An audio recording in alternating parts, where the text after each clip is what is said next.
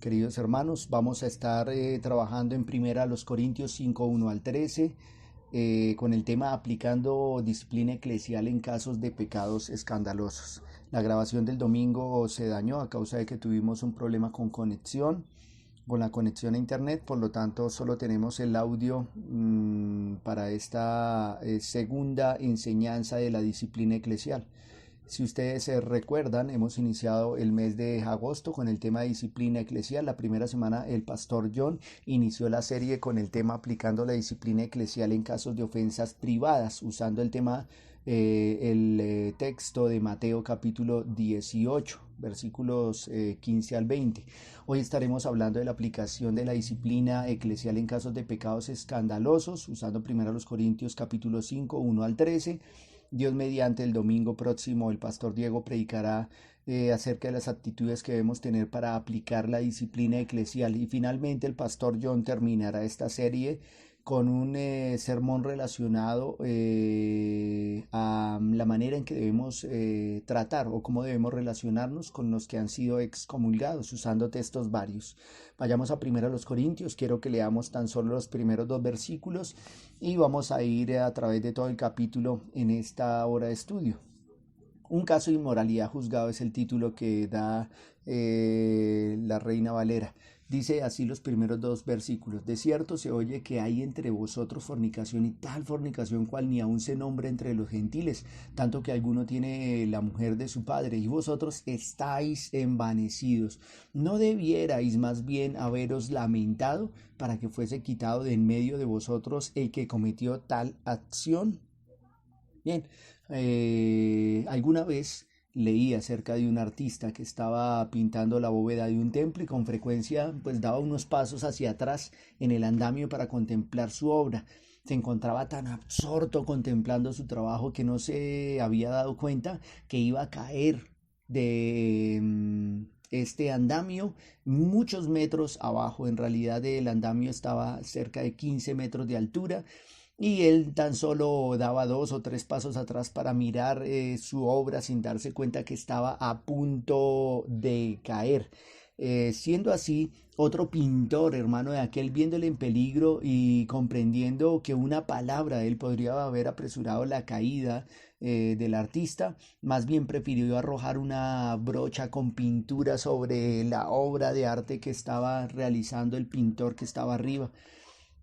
Sabrán ustedes de que esa brocha con pintura dañó su obra, pero este pintor, sorprendido y enojado a la vez, se acercó violentamente hacia su obra y bueno, así se salvó de la caída que hubiera sido mortal. Bueno, así también Dios algunas veces destruye las halagadoras esperanzas de nuestro corazón para advertirnos el grave peligro en que estamos por causa del pecado y para salvar nuestras almas. Asimismo, nosotros como iglesia debemos avisar a nuestros hermanos del peligro que corren a través de la disciplina eclesial, pues así salvaremos muchas vidas. De esto estaremos hablando hoy, de la terrible y a la vez amorosa disciplina eclesial de la excomunión para el bien del pecador y de la iglesia. Lo haremos a la luz de 3 encabezados, mis hermanos. Primero estaremos hablando de la situación. La situación corresponde a los primeros 2 versículos. La situación es un pecador y una iglesia que participa del pecado. Lo segundo que estaremos hablando es de la corrección. La corrección es la excomunión y las razones por las cuales debe practicarse la excomunión en casos de impenitencia. Y lo tercero que estaremos hablando es la aclaración, que está entre los versículos 9 y 13. La corrección es entre el 3 y 8. Aclaración entre los versículos 9 y 13, y es una aclaración sencilla. ¿Cómo relacionarnos con los pecadores? En cuanto a los pecadores del mundo y en cuanto a los que dicen ser cristianos y no lo son. Ese es el tema o la manera en que estaremos desarrollando el tema el día de hoy. Ahora, mis hermanos, vayamos entonces a la primera situación. Un pecador y una iglesia que participa del pecado. Como vimos los 12 primeros versículos, tenemos 2 situaciones. La primera, el pecador, y la segunda, la reacción que tiene la iglesia hacia este pecador que permanece en impenitencia. Esa sería la primera situación en este punto, un pecador impenitente. Pero aclaro primero que la palabra impenitente se refiere a una persona que se obstina o no o se mantiene, perdón, en el pecado con terquedad y con rebeldía. Por lo tanto, un impenitente equivale a uno que se niega a arrepentirse de su maldad al persistir en ella. En este primer versículo encontramos dos verbos en presente que indican la impenitencia del hombre juzgado. Si ustedes se dan cuenta, en el versículo noveno, no sino uno, perdón, dice, de cierto se oye que hay entre vosotros fornicación. Hay. No dice Pablo que hubo, no dice tampoco que fue en el pasado, sino que dice hay entre vosotros fornicación. Asimismo, dice que alguno tiene la mujer de su padre. Noten este segundo verbo que está al terminar el versículo 1. Alguno tiene la mujer de su padre. Acá no dice tampoco que tuvo, lo señala en tiempo presente, lo que indica con claridad que el pecado aún se estaba practicando y que el pecador continuaba en su impenitencia porque todavía tenía la mujer de su padre. El no abandonar el pecado y continuar en él es una muestra clara de la impenitencia o de la falta de arrepentimiento. Proverbios 28:13 dice que el que encubre sus pecados no prosperará, mas el que confiesa y se aparta alcanzará misericordia. Es importante ver en este pasaje de que el arrepentimiento no solo es una confesión, sino que el arrepentimiento es un apartarse de ese pecado. Quien no se aparta de su pecado permanece en impenitencia o permanece en una situación de no arrepentimiento. El arrepentimiento no es solamente el entendimiento de que estás haciendo mal, que no es correcto lo que haces, que es pecado porque Dios lo desaprueba, sino que constituye además de ese entendimiento una tristeza que produce un cambio de vida, un apartarse del mal, un buscar el perdón y la pureza. Según a los Corintios 7:10, por ejemplo, Pablo habla a los Corintios y dice que la tristeza, que es según Dios, produce arrepentimiento. Fíjense en ustedes que el arrepentirse no solo es un entender que se ha pecado, sino es un sentir dolor por haber pecado. Pero esa tristeza que se produce según Dios, esa tristeza es para arrepentimiento. Judas entendió, por ejemplo, que había pecado. Estamos hablando de Judas, el que entregó a nuestro Señor. Por remordimiento fue a devolver las 30 piezas de plata y al no ser escuchado fue y se ahorcó porque su arrepentimiento no fue genuino. Tan solo reunía un poco de entendimiento de su maldad y tristeza que no le llevó a buscar el perdón, sino que le agravó su pecado con suicidio. Mateo 27, versículo 3 dice, entonces Judas, el que le había entregado, viendo que era condenado, se devolvió arrepentido las 30 piezas de plata a los principales sacerdotes y a los ancianos, diciendo, yo he pecado entregando sangre inocente. Mas ellos dijeron, ¿qué nos importa a nosotros? Allá tú. Y arrojando las piezas de plata en el templo salió, pero no salió a buscar al Señor, a pedir perdón, a arrepentirse, a buscar pureza. Fue y se ahorcó. Lo que muestra que Judas tenía por lo menos dos elementos importantes para el arrepentimiento. El primero, entendía que había hecho mal, entendía que no había hecho lo correcto, él entendía que había pecado, que no estaba bien lo que había hecho. Sin embargo, entendiendo y además sintiendo ese remordimiento, fue a devolver esas piezas de plata, pero le faltó apartarse de su pecado, le faltó buscar el perdón, le faltó buscar la pureza y la santificación. Quiere decir entonces, quiero que recuerdes esto, mi hermano, que el arrepentirse es entender que estás pecando contra Dios, pero además de entender es sentir dolor y tristeza que te lleva al cambio. Y es la determinación de apartarse del pecado, buscar el perdón y la limpieza de tu vida. Si no hay estas tres cosas, hoy te digo que no estás arrepentido de tu pecado. Arrepentirse no es solo entender que se ha hecho lo malo delante de Dios. Arrepentirse no solo es entender y sentir dolor porque se ha hecho lo malo, sino arrepentirse es entender, sentir ese dolor y apartarse de ese pecado buscando el perdón y la pureza para tu vida. Son muchos los ejemplos en la Biblia y en la vida cotidiana que nos dejan ver cómo el pecado nubla el buen juicio en quienes lo cometen y en quienes los toleran también. Por ejemplo, Hebreos capítulo 3, versículos 12 y 13 dice, mirad, hermanos, que no haya en ninguno de vosotros corazón malo e incredulidad para apartarse del Dios vivo. Eso es una contradicción. ¿Cómo puede ser un hermano incrédulo? Pero fíjense que alguien siendo creyente puede llegar a tener un corazón malo de incredulidad que lo lleva a apartarse de Dios. ¿Por qué razón? El versículo 13 nos lo puede mostrar.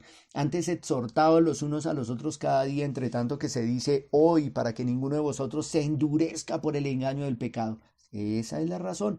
El pecado engaña de tal manera a aquel que lo comete, que si que comete el pecado es creyente, puede llegar a tener un corazón malo de incredulidad y apartarse de Dios. Claro, temporalmente, porque si es hijo de Dios no se perderá de manera definitiva.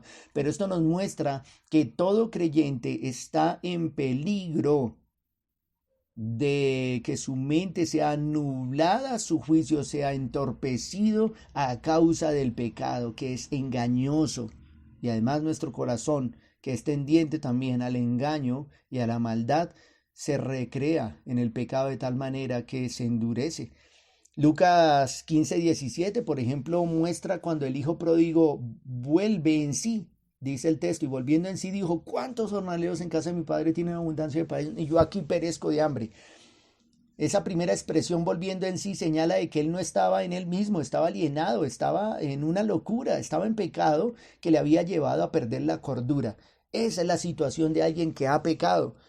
Pero lamentamos todavía más que siendo un pecado que se comete dentro de la iglesia y que alguien que comete un pecado dentro de la iglesia viva en esta situación, pero es todavía más lamentable que la iglesia, viendo ese pecado, no lo corrija, no llame a arrepentimiento, no ejercite la disciplina eclesial.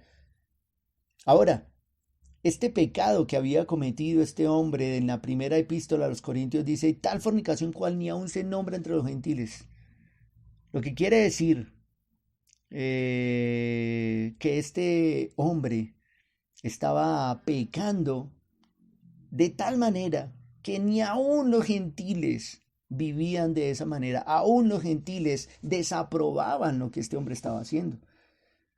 El texto no nos señala si el padre de él estaba vivo o muerto. Lo que sí nos dice es que el pecado claramente es inmoralidad sexual, es fornicación, pero una inmoralidad incestuosa, porque aunque se refiere a su madrastra, la misma sociedad condena dicho pecado. El pecado que había en medio de la iglesia era un pecado extravagante, un pecado grosero, escandaloso, y aún los mundanos corintios lo condenaban, pero la iglesia no lo hacía. Eso es lo más grave. La ley había prohibido este pecado de manera explícita. En Levítico 18:8 dice, la desnudez de la mujer de tu padre no descubrirás. En los versículos 27 y 28 del mismo capítulo de Levítico 18 señala que esos fueron los pecados que cometieron las naciones que Dios juzgó y que la tierra vomitó delante de los judíos. Y en Levítico 18, 29 y 30 termina diciéndoles que el juicio para este tipo de pecado es la muerte o el ser cortados de entre el pueblo. Esto era la ley de Moisés. Esto nos permite entender que la pena capital aplicada en la nación de Israel en el Antiguo Testamento nos prepara para una mejor comprensión de la disciplina eclesial en el Nuevo Testamento. La razón por la que la iglesia debería cortar de la comunión a los pecadores que dicen ser cristianos y no lo son es para no ser contaminada. Por eso el pueblo de Israel o la nación de Israel debía cortar a aquellos que cometían semejantes pecados para no ser contaminados como ellos o con ellos y terminar siendo desechados como habían sido desechadas otras naciones. De no hacerlo, toda la congregación, además de contaminada, sería reprochada por el mundo y su testimonio y su mensaje sería infectado y desechado por los incrédulos. De cierto, no verían la diferencia entre la iglesia y el mundo. Es grave que se cometan pecados como estos, pero es más grave que la iglesia guarde silencio, porque el testimonio de la iglesia y la predicación del evangelio quedan infectados y son desechados por los incrédulos, incrédulos que verían a la iglesia y al mundo sin diferencia. Esto nos permite entender el por qué la respuesta de la iglesia es errada. En el versículo 2 encontramos una respuesta errada ante el impenitente. Dice Pablo, y vosotros estáis, no estuvisteis sino estáis en presente envanecidos. ¿No debierais más bien haberos lamentado para que fuese quitado de en medio de vosotros el que cometió tal acción? Ya habíamos dicho que el pecado es un tipo de locura que quita el juicio y aliena al que lo practica, y que la iglesia que lo tolera y no lo corrige padece del mismo endurecimiento. Este hombre que ha fornicado está fuera de sí, como dice Oseas 4:11, fornicación, vino y mosto quitan el juicio. Y aunque sepa que está pecando, se encuentra impenitente, no quiere obedecer. Este hombre se encuentra en una situación de no arrepentimiento, pero la iglesia también responde de manera pecaminosa, responde de manera irracional. Pablo pregunta, ¿no deberíais más bien haberos lamentado? ¿No debería la iglesia sentir dolor por el pecado? Levítico 19:17 dice, no aborrecerás a tu hermano en tu corazón, razonarás con tu prójimo para que no participes de su pecado. Escuchen, mis hermanos, no puedo aborrecer a mi hermano, debo razonar con él. Esta palabra razonar es semejante a la palabra que usó Mateo capítulo 18, de la cual nos estuvo hablando el pastor, que dijo que le llamarás, y cuando le llamaba en privado, le debía reprender. Es la palabra reprender, es la misma palabra convencer o razonar en este texto. Hay que llevar al hermano a razonar y convencerle con la palabra de Dios para que yo no participe de su pecado. Es importante que veamos esto. Levítico 19:17. Aquel que no corrige el pecado, aquel que no aplica disciplina, que ve a su hermano pecar, que lo pasa por alto, y la iglesia que no ejecuta disciplina participa del pecado de aquel que vive en impenitencia. Eso es aborrecer al hermano, es no amarlo. Muchos dicen de que la disciplina eclesial es algo que manifiesta poco amor, pero por el contrario, no aplicar disciplina es aborrecer al hermano, y además de aborrecer al hermano es participar de su pecado. Este lamento o dolor que expresa el texto es el tipo de dolor que se siente por la desobediencia y que lleva al que lo experimenta al arrepentimiento. Lo que quiere decir es que la iglesia no siente ese dolor o lamento por la situación del hermano que ha caído, pues no corrige al pecador ni le separa de la comunión. ¿Por qué no se sentía ese lamento o ese dolor por el pecado escandaloso en medio de la congregación? ¿El pecado de uno no debiera hacerle sentir a todos dolor y tristeza? ¿No dice la escritura que si un miembro padece, todos se duelen con él? Pero si no cuidamos del que está en pecado, pronto la infección se extenderá como gangrena, y habiéndose extendido, lo mejor que podemos hacer es cortar el miembro que está muerto para que no perjudique a todo el cuerpo. La razón por la que la congregación en Corinto no se había lamentado o dolido como para ejecutar disciplina eclesial fue la situación de muchos en la congregación. Estaban envanecidos, dice Pablo. Esta palabra en el griego literalmente quiere decir hinchados, y se usa para una persona inflada o hinchada por el orgullo. Es decir, las traducciones, las diferentes traducciones, o lo ponen como envanecidos, o lo traducen como llenos de orgullo. Eso quiere decir que eran arrogantes. Sí, los corintios eran arrogantes, orgullosos, engreídos, inflados en su propia sabiduría. Ya Pablo les había dicho algo semejante, ellos se creían sabios. En 1 Corintios 3:18 dice, nadie se engaña a sí mismo. Si alguno entre vosotros se cree sabio en este siglo, hágase ignorante para que llegue a ser sabio. Esto muestra que los hermanos corintios se creían sabios. Y recuerden de que la sabiduría nuestra es una sabiduría que viene de Dios, y toda sabiduría humana es necedad en realidad. También les había dicho que pensar más allá de lo que está escrito podía traer envanecimiento u orgullo. Primero Corintios 4:6 dice, por esto, hermanos, lo he presentado como ejemplo en mí y en Apolos por amor de vosotros, para que en nosotros aprendáis a no pensar, escuchen, a no pensar más de lo que está escrito, no sea que por causa de uno os envanezcáis unos con otros. Es la misma palabra, os hinchéis de orgullo.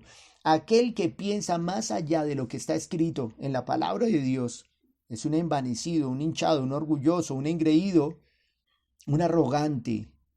Aquel que cree que tiene una mejor manera de tratar con el pecado en la iglesia, que no sea la disciplina eclesial, que no sea el llamarle personalmente al pecador, que no sea exponerlo a 2 o 3 testigos para que sea reprendido, para que sea llamado a arrepentimiento con la palabra de Dios, y en tal caso, al permanecer en penitencia, llevarlo a toda la congregación.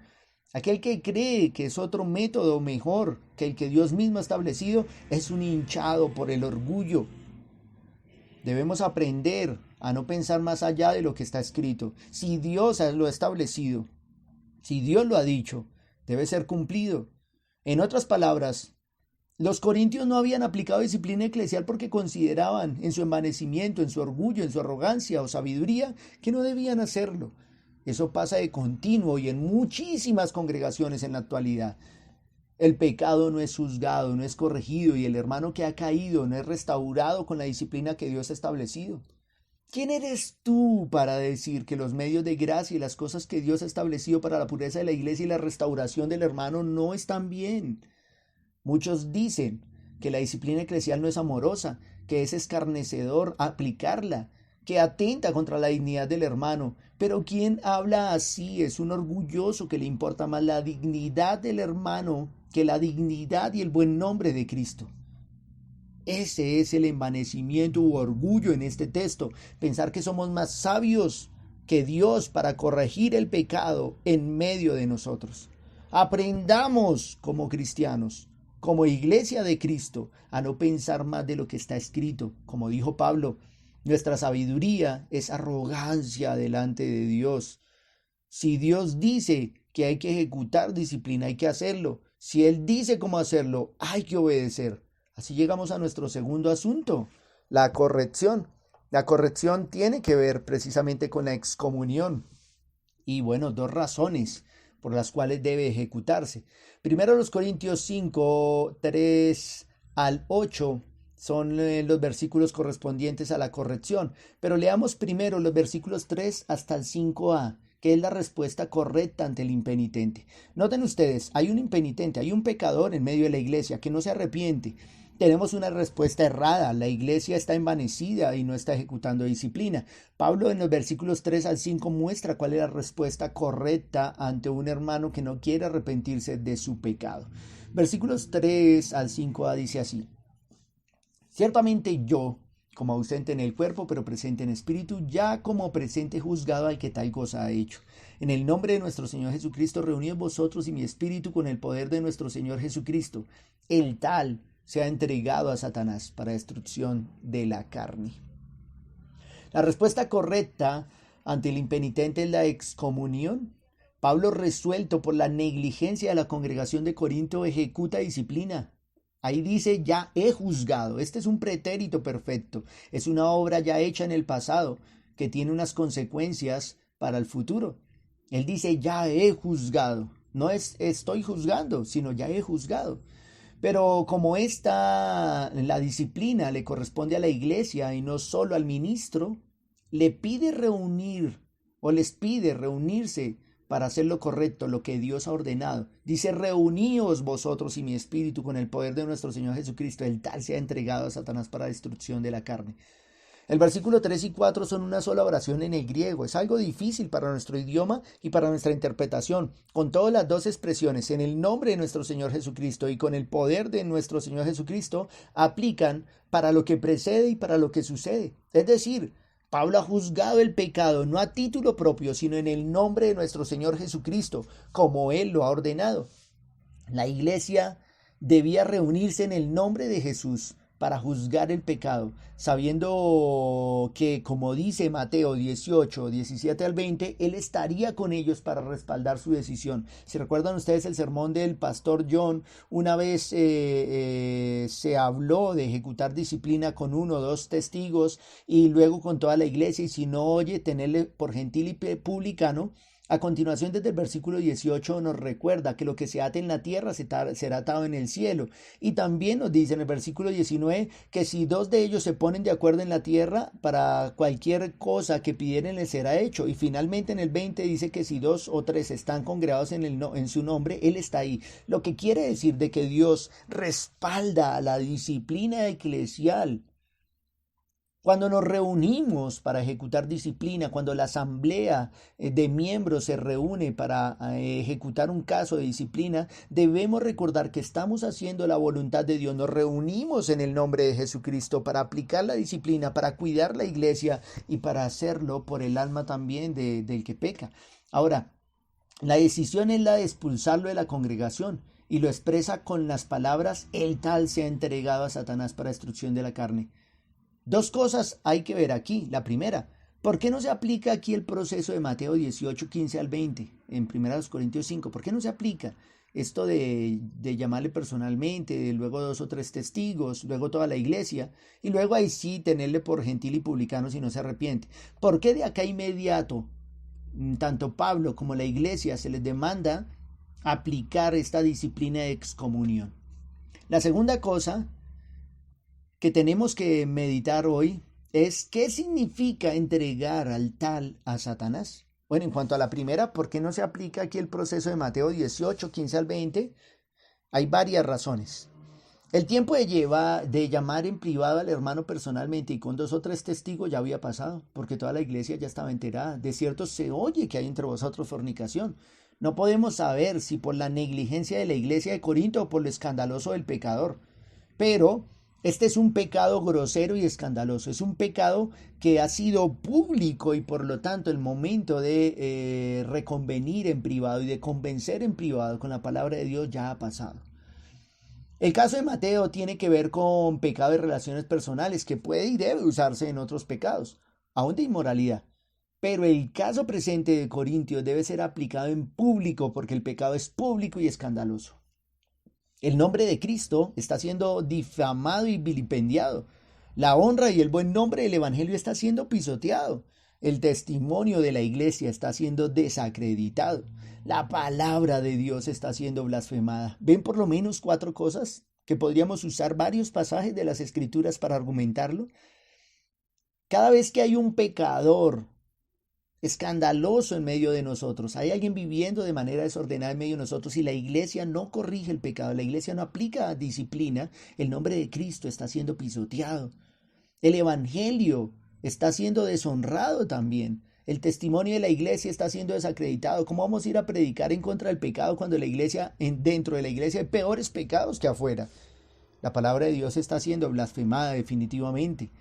Cuando el pecado ha sido público y escandaloso, la disciplina debe iniciar donde termina Mateo 18, en una disciplina donde se involucra toda la iglesia de Cristo, los miembros de la congregación. Y si el pecador no se arrepiente, debe ejecutarse la excomunión o expulsión de la congregación. En el pecado público, dentro y fuera de la iglesia, no hay tiempo para hacer el proceso privado de 2 o 3 testigos. En un caso de pecado escandaloso y público, la honra y dignidad de Cristo, del Evangelio y la palabra de Dios están por encima de la honra y dignidad del pecador, del impenitente. De hecho, la disciplina de la iglesia no pisotea al pecador. La disciplina de la iglesia no mancilla la honra del pecador. Es el que peca quien atenta contra su propia dignidad. La dignidad del pecador es pisoteada por él mismo. ¿Quién escarnece su propio nombre si no es el impenitente, no es la iglesia cuando lo trata de manera pública? No señalemos a la iglesia que ella es fiel en ejecutar la disciplina de excomunión. En cuanto a la pregunta, ¿qué significa entregar al tal a Satanás? Es lo mismo que declarar a uno que era hermano como un gentil y publicano, como lo dice Mateo 18, 17. O es semejante al deséchalo de Tito 3:10 que dice: al hombre que cause divisiones después de una y otra amonestación, deséchalo.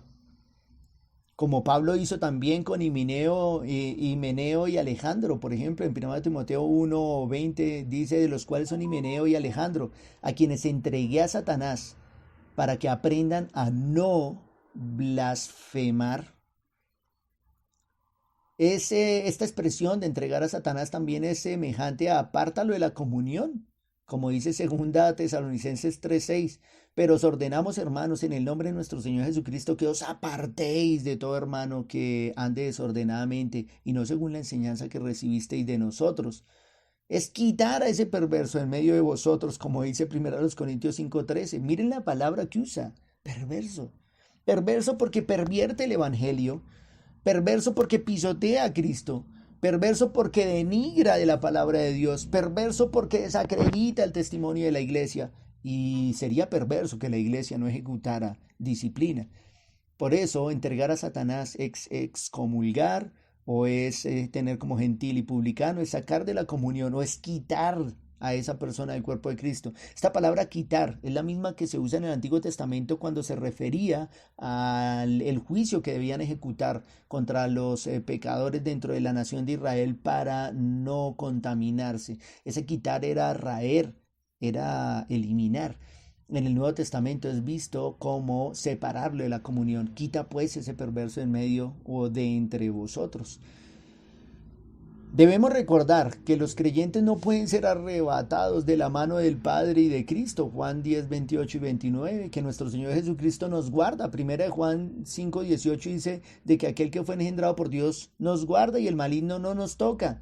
Debemos recordar que los creyentes no están bajo el dominio del maligno, sino que están bajo el reino de Cristo. Colosenses 1.13 dice de que nosotros fuimos librados de la potestad de las tinieblas y trasladados al reino de nuestro Señor Jesucristo. Pero el que es juzgado en la iglesia por su impenitencia o falta de arrepentimiento y es entregado a Satanás es retirado de la protección de nuestro Señor. Ahora está en la mano de Satanás, por lo cual padecerá en las manos de ese tirano. La disciplina eclesial no es sencillamente un formalismo, no es un cumplir con una norma y ya. Es que cuando la iglesia ejecuta excomunión, esta persona es sacada de la protección de nuestro Señor y de la iglesia. Es sacada del cuidado de nuestro Señor Jesucristo, ahora entregado a Satanás. Puede ser destruido en la medida que Dios lo permita y lo quiera. Esto nos lleva a ver las razones de entregar a un pecador no arrepentido a Satanás, porque la iglesia contemporánea lo considera terrible excomulgar a alguien, pero no considera terrible tener al pecador perverso dentro de la iglesia, que atenta contra el evangelio, contra la dignidad y el nombre de nuestro Señor Jesucristo, contra el testimonio de la iglesia, pisoteando la palabra de Dios. ¿Eso no les parece terrible? Prefieren tener un pecador que destruye el evangelio en medio y no cortarlo de sus filas. Hay dos razones por las cuales se justifica esta respuesta correcta de la excomunión. La primera de ellas es el espíritu del impenitente, la vida de aquel que está siendo juzgado. La segunda razón es la pureza de la iglesia. En cuanto a la primera, el versículo 5b dice, para destrucción de la carne, a fin de que el espíritu sea salvo en el día del Señor. Esto quiere decir que Dios le concede a Satanás el permiso de atacar la vida del excomulgado de tal manera que el proceso, en el decaimiento y aflicción, el impenitente se vuelva a Dios en arrepentimiento. Esto es gracia en realidad. Excomulgar a alguien, sacarlo de la comunión de la iglesia, es un último recurso para que este pecador impenitente y no arrepentido, siendo atacado por Satanás en decaimiento y en aflicción, en mucha tristeza, si es del Señor, vuelva con un corazón arrepentido. El salmista dijo que antes de que él fuera humillado, descarriado andaba, y su descarrío mereció la humillación para que él pudiera reconocer su pecado y venir en arrepentimiento. Este es el último recurso, que siendo entregado a Satanás y padeciendo las consecuencias de su descarrío, recapacite y se arrepienta. En la Biblia vemos por lo menos 3 casos así. Bueno, ya he citado el de David, que sería el cuarto, pero quiero citar 3 casos. El primero es el hijo pródigo. El hijo pródigo se fue muy orgulloso, con su pecho inflado, con su rostro mirando a las nubes, pensando que le iba a ir muy bien. Se fue de necio, descarriado, despilfarró todo lo que tenía, la herencia de su padre, la malgastó, y poco a poco fue en una decadencia tan terrible que terminó en lo más profundo, en lo más indigno para un judío. Quedó apacentando cerdos, anhelando la comida de los cerdos. Estaba definitivamente en lo más bajo. Cuando estaba ya en el cieno, en el lodo, sufriendo y padeciendo las consecuencias de su descarrío, allá fue donde volvió en sí. Lucas 15 y 17. En Lucas 15:24 dice, porque mi hijo muerto era y ha revivido, se había perdido y es hallado, y comenzaron a regocijarse. Es triste tener que excomulgar a alguien, pero traerá gran gozo cuando aquel que ha sido excomulgado vuelva ya no como un impenitente, sino como alguien arrepentido, que no solo entiende que pecó, que no solo siente el dolor, sino que ahora busca el perdón, la pureza, la santificación para su vida. Otro caso fue la adúltera, la esposa del profeta Oseas. Esta mujer era una prostituta. Había tenido hijos y no precisamente del profeta. Había adulterado, había fornicado, andaba con muchos amantes. El profeta estaba terriblemente dolido y Dios en el capítulo 2 está corrigiendo a esta mujer. En Oseas capítulo 2, el versículo 7, me gustaría en realidad que ustedes tuvieran el tiempo de leer todo el capítulo 2 y examinarlo en varias versiones. Pero en Oseas 2:7 dice, seguirá a sus amantes y no los alcanzará, los buscará y no los hallará. Entonces dirá, iré y me volveré a mi primer marido porque mejor me iba entonces que ahora. Fíjense que la situación en la que se encuentra la esposa de Oseas la lleva a recapacitar y a querer volver a donde su esposo. Es muy semejante al hijo pródigo acá. En el versículo 2:10 dice, y ahora descubriré yo su locura delante de los ojos de sus amantes y nadie la librará de mi mano. Dios mismo ejecuta disciplina en esa vida, la humilla, la descubre en su locura y señala, nadie la librará de mi mano. Pero escuchen mis hermanos el versículo 14, pero aquí que yo la atraeré y la llevaré al desierto y hablaré a su corazón. La traeré y la llevaré al desierto y hablaré a su corazón. Qué bello. Dios en su misericordia la traería en arrepentimiento a través de muchos dolores, pero vendría en arrepentimiento. Esta mujer representaba a la nación adúltera de Israel. Y aquí muestra el Señor que a través de mucho sufrimiento y padecimiento nuevamente los trae en arrepentimiento. Otro caso es precisamente este pecador que está siendo juzgado acá en 1 Corintios 5. En 2 Corintios ya se habla de pedirle a la iglesia que le perdone. El capítulo 2, versículo 5 dice, pero si alguno me ha causado tristeza, no me la ha causado a mí solo, sino de cierto modo, por no exagerar a todos vosotros. Le basta a tal persona esta reprensión hecha por muchos. Así que, al contrario, vosotros más bien debéis perdonarle y consolarle, para que no sea consumido de demasiada tristeza. Por lo cual os ruego que confirméis el amor para con él. Este hombre vuelve en arrepentimiento. La iglesia parece que no le recibe de inmediato. Claro, después de terrible pecado y excomunión, no sabían si era sincero. Pero fíjense de que haber excomulgado a este hombre lo llevó a una situación terrible, seguramente fue zarandeado por Satanás, Dios lo permitió así, pero ahora regresaba arrepentido. Por lo tanto, mis hermanos, no menospreciemos la disciplina bíblica, es lo más amoroso que podemos hacer, es poner a Cristo primero que al pecador y Él hará su voluntad. No aplicar disciplina es menospreciar al hermano que peca. Proverbios 15:31 dice, el oído que escucha las amonestaciones de la vida entre los sabios morará. El que tiene en poco la disciplina menosprecia su alma, mas el que escucha la corrección tiene entendimiento. Mis hermanos, si nosotros tenemos en poco la disciplina, estamos menospreciando el alma de nuestros hermanos.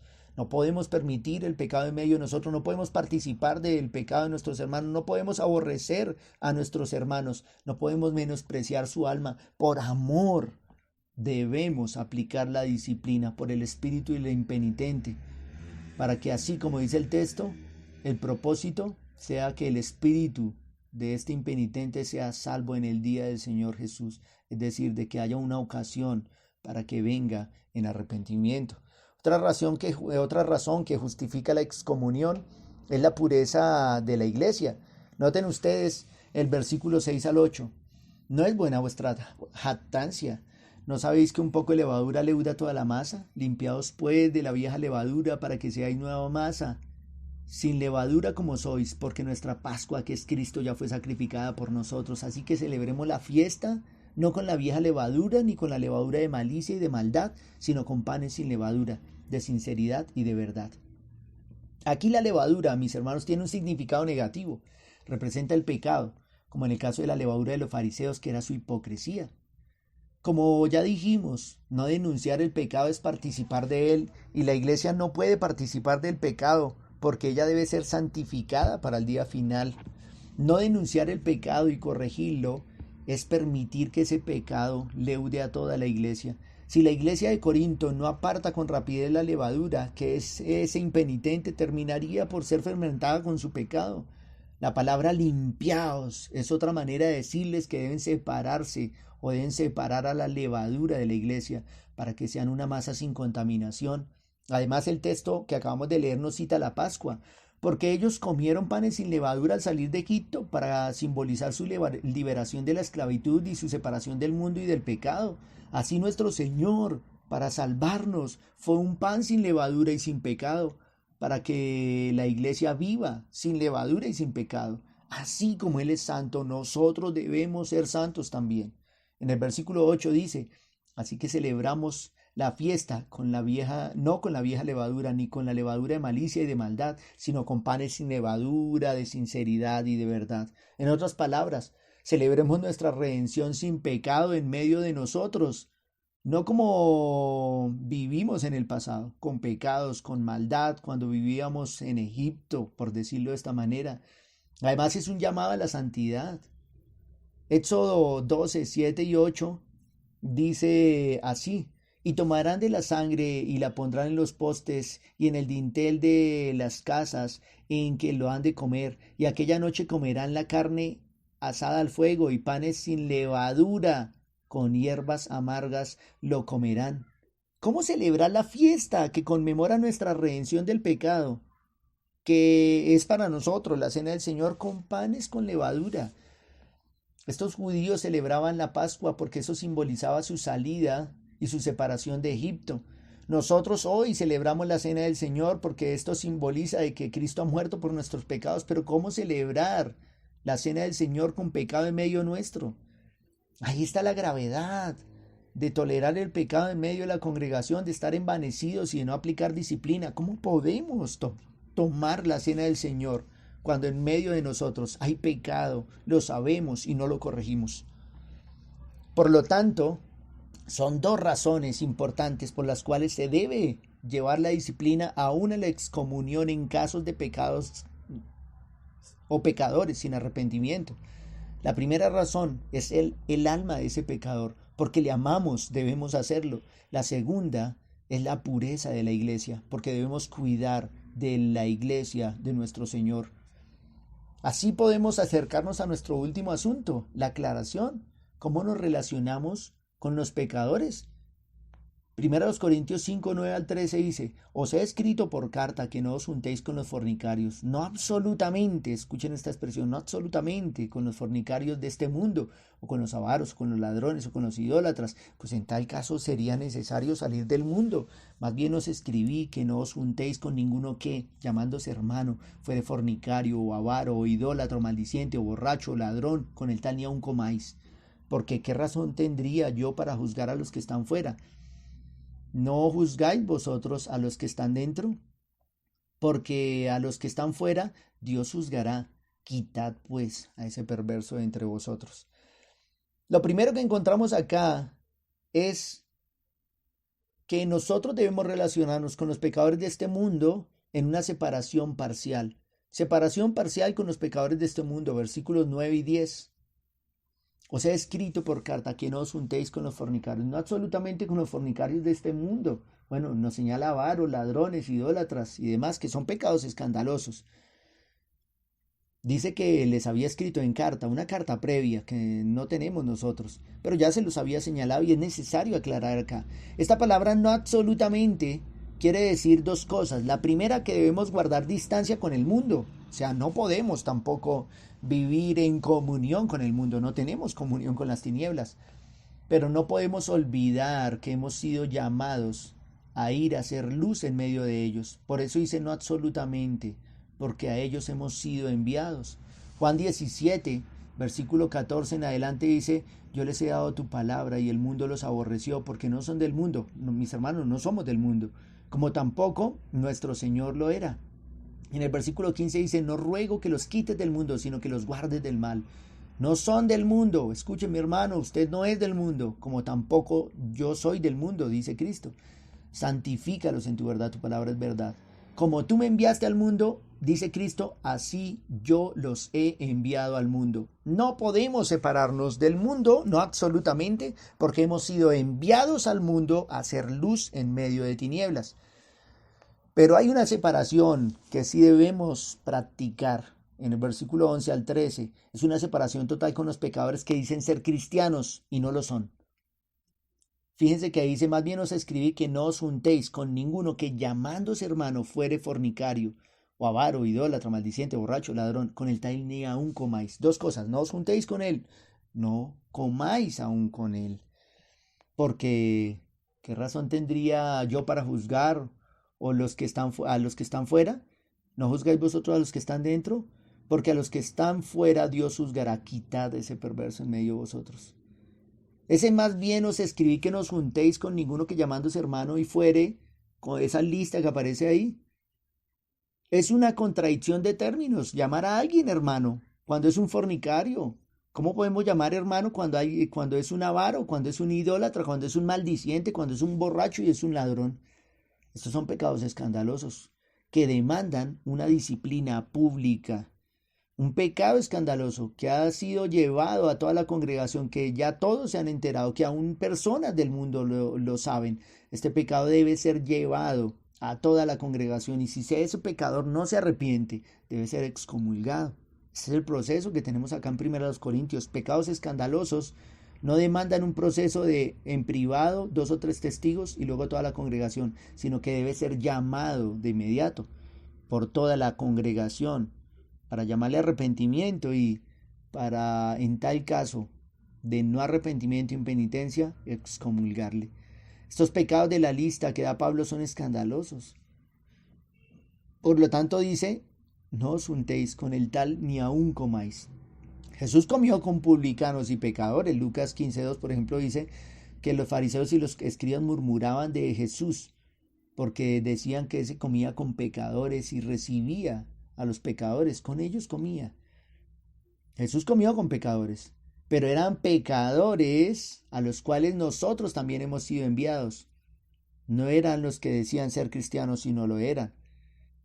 Pero ordenó que nos separemos, no de estos, sino de los que dicen ser cristianos y no lo son, porque son manchas en nuestros ágapes, como dice Judas 1:12. Estos son manchas en vuestros ágapes, que comiendo impúdicamente con vosotros se apacientan a sí mismos. O como dice 2 Pedro 2:13, recibiendo el galardón de su injusticia, ya que tienen por delicia el gozar de los deleites de cada día. Estos son inmundicias y manchas, quienes aun mientras comen con vosotros se recrean en sus errores. No podemos permitir de que alguien coma con nosotros, participe con nosotros y se recree todavía en sus pecados. No podemos comer con aquel que vive en impenitencia, porque es una mancha para nuestros ágapes. Ahora, en el versículo 12 y 13 aún, habla de por qué juzgar. A los que están fuera juzgaremos, pero en el día postrero. Ahora no nos corresponde juzgar al mundano, a aquel que es inconverso. En tanto a los creyentes sí debemos juzgarlos en asamblea. Por ejemplo, el capítulo siguiente, capítulo 6, 1 y 2 dice, ¿osa alguno de vosotros cuando tiene algo contra otro ir a juicio delante de los injustos y no delante de los santos? ¿Debiera un creyente demandar a otro creyente en la fiscalía o llevarlo a juicio en cualquier juzgado? Más bien, en vez de llevar ese caso a la congregación y que sea la congregación la que juzgue delante de Dios. Por eso el versículo 2 dice, ¿o no sabéis que los santos han de juzgar el mundo? Sí, juzgaremos el mundo en el día final. Y si el mundo ha de ser juzgado por vosotros, sois indignos de juzgar cosas muy pequeñas. Escuchen, mis hermanos, la iglesia ha recibido esta potestad de juzgar el pecado. Juzgar el pecado de aquellos que dicen ser cristianos y no lo son. El juicio de excomunión aquí usa el mismo lenguaje que usa el Antiguo Testamento para juzgar al que había pecado terriblemente y debía ser quitado en medio del pueblo. Quitad pues a ese perverso en medio de vosotros. Es así que podemos nosotros llegar al final de este mensaje, mis hermanos, pero quiero que meditemos en varias cosas antes de terminar. En la iglesia hay pecado. Por eso debemos ejecutar la disciplina eclesial. Dios lo ha ordenado, nuestro Señor lo ha ordenado, con el propósito de cuidar del alma de nuestros hermanos y de la pureza de la iglesia. El no aplicar disciplina eclesial, uno, es participar del pecado. Dos, es aborrecer a nuestro hermano. Tres, es menospreciar la corrección. Cuatro, es ser orgullosos, vanagloriosos, envanecidos, hinchados de orgullo, pensar que nuestras soluciones pueden ser mejores que las que Dios ha establecido. El no aplicar disciplina reúne todas estas cosas. Vuelvo y reitero, mis hermanos, el no aplicar disciplina es aborrecer a mi hermano, es menospreciar la corrección, es participar de su pecado, es no amarle, es aborrecerle, es atentar contra la pureza de la iglesia, es ser un hinchado y un orgulloso, no considerando la verdad de la palabra de Dios para ser obedecida, sino dando las propias soluciones. Fíjense que por lo menos hay unas 5 razones por las cuales debemos ejecutar disciplina. Mis hermanos, no participemos de pecados ajenos. Guardemos a la iglesia pura, santa, sin mancha.